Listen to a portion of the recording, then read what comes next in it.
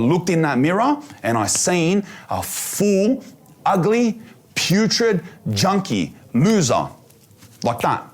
I seen it. I looked and I was like, I shit myself. I was like, what the fuck? I spent in that night 2 or 3 hours staring at myself and I didn't know what the fuck was going on. In 2 hours, my whole perspective of myself had changed and I was embarrassed of myself. I was embarrassed of the way I looked. I was embarrassed of what I had become. Even my perspective of the boys in the wing with me. So in the wing, when we get released, I thought, yeah, I'm in the prison wing, you know, we're all this and that. I thought everyone was mad there. I thought prison was the collection of all the sick in Sydney, you know what I mean? If you're in prison, you're a mad. And I walked out even the next day, skipping forward to the next day, I walked out and every lad that I looked at, my mates, the randoms, I just looked at as a pack of putrid junkies. Like, I don't know what happened to me in that hour, but it changed my whole perspective. I'm not saying it changed my perspective of crime. If anything, it led to me being a better criminal, but it changed my perspective on myself.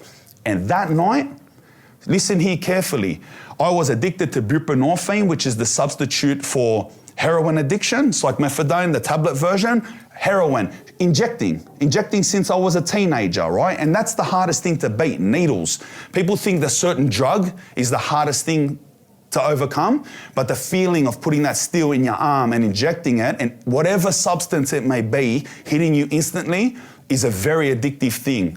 In fact, I might say it's more addictive than the substances themselves. I gave that up. Cigarettes. I was smoking, back then we had pouches, White Ox, you know, I was smoking 100, 150 cigarettes a week, whatever.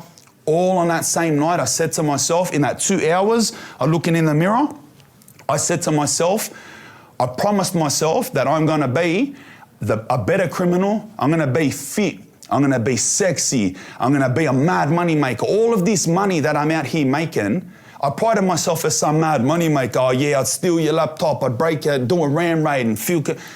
And I give all the money away to drug dealers. I was a bum.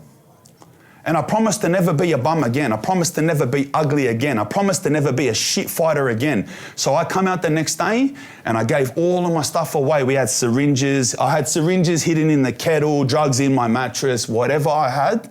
I said to the boys, I go, take everything out of my cell. They got excited. They thought it was Christmas, so they flew in, ripped my cell to shreds. They thought I was spinning out, and I might have been spinning out. And they looked at me like, even a couple of them that actually had care for me said like, bro, don't give all your stuff away, bro. Like, are you spinning out? Like, you're gonna be sick, you're gonna be hanging out. I said, brother, take it. Don't ever say that to me again.